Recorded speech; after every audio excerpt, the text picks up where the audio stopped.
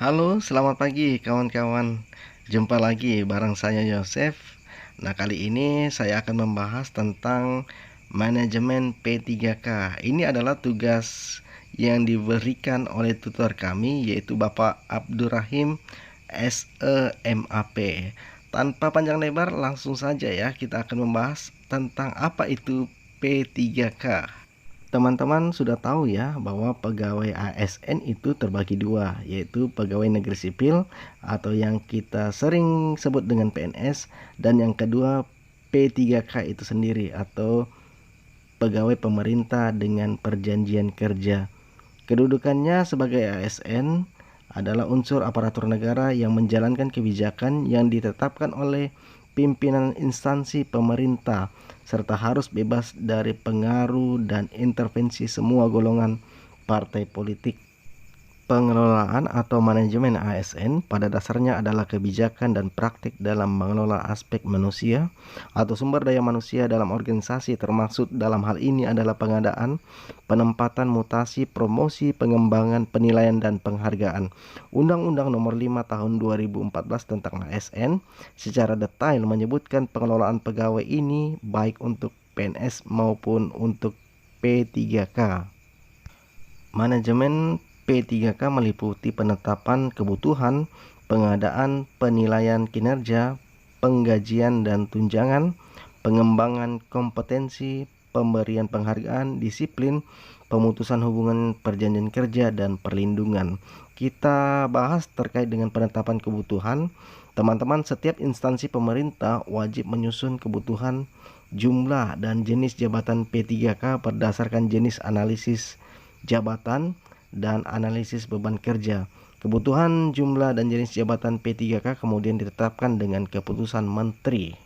Terkait dengan pengadaan P3K, setiap warga negara Indonesia mempunyai kesempatan yang sama untuk melamar menjadi calon P3K setelah memenuhi persyaratan. Pengadaan calon P3K ini merupakan kegiatan untuk memenuhi kebutuhan pada instansi pemerintah dengan melalui tahapan sebagai berikut. Yang pertama yaitu perencanaan, yang kedua pengumuman lowongan, yang ketiga pelamaran, dan yang keempat itu seleksi yang terdiri dari dua tahap yaitu seleksi administrasi dan seleksi kompetensi. Yang kelima itu pengumuman hasil seleksi. Yang keenam adalah pengangkatan menjadi P3K. Pengadaan calon P3K dilaksanakan oleh pemerintah melalui penilaian secara objektif berdasarkan kompetensi, kualifikasi, kebutuhan instansi pemerintah, dan persyaratan lain yang dibutuhkan dalam jabatan. Teman-teman perlu mengetahui juga bahwa P3K tidak dapat diangkat secara otomatis menjadi calon PNS. Untuk diangkat menjadi calon PNS, P3K harus mengikuti semua proses seleksi yang dilaksanakan bagi calon PNS dan sesuai dengan ketentuan peraturan perundang-undangan.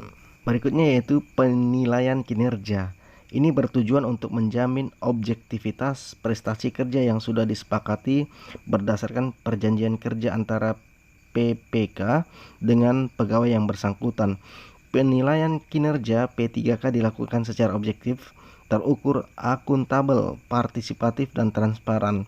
Penilaian P3K berada di bawah kewenangan pejabat yang berwenang pada setiap instansi pemerintah. P3K yang tidak mencapai target kinerja yang telah disepakati dalam perjanjian kerja dapat diberhentikan dari P3K. Untuk penggajian dan tunjangan, pemerintah tentunya membayar gaji yang adil dan layak kepada P3K. Gaji yang diberikan berdasarkan beban kerja, tanggung jawab jabatan, dan risiko pekerjaan. Untuk gaji dibebankan kepada APBN, ini untuk P3K di instansi pusat, dan anggaran pendapatan belanja daerah untuk P3K di instansi daerah. Selain itu, P3K juga dapat menerima tunjangan sesuai dengan ketentuan peraturan perundang-undangan. Nah, saat ini gaji dan tunjangan P3K diatur dalam Peraturan Presiden Nomor 98 Tahun 2020.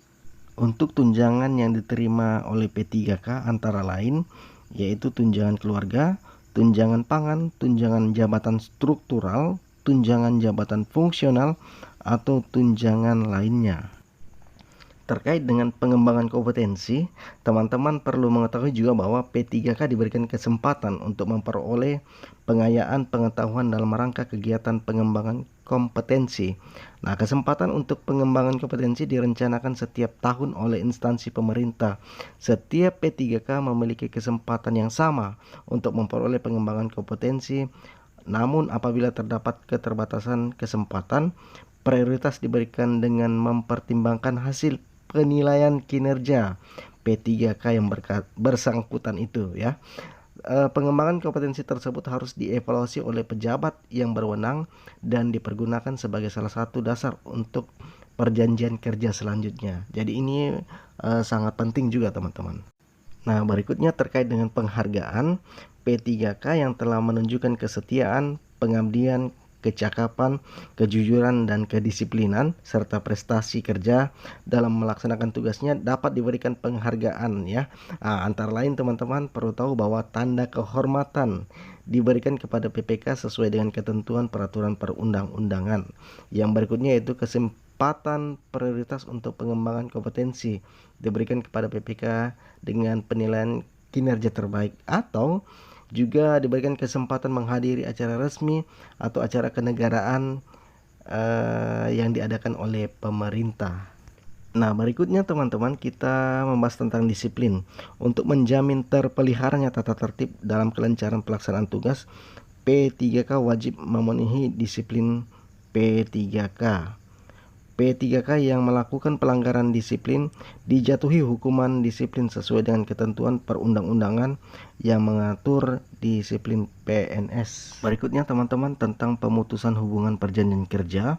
Ini ada beberapa alasan. Yang pertama yaitu jangka waktu perjanjian kerja berakhir, yang kedua meninggal dunia, yang ketiga atas permintaan sendiri, yang keempat karena adanya perampingan organisasi atau kebijakan pemerintah yang mengakibatkan pengurangan P3K, atau yang berikutnya tidak cakap jasmani atau rohani sehingga tidak dapat melaksanakan tugas dan kewajiban sesuai dengan perjanjian kerja yang disepakati. Pembahasan kita yang terakhir terkait dengan perlindungan.